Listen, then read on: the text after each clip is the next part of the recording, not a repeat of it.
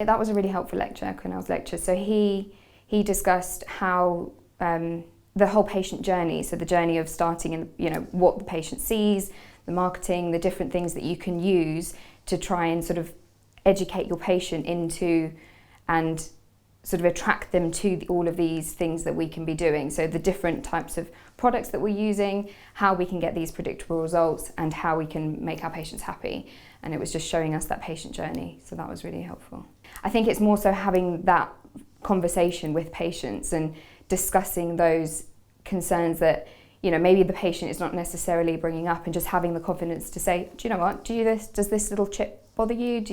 Does this discoloration bother you? Do you like the shade of your teeth? Those kind of things, which I think we're not trained to do at university and we often are not comfortable with.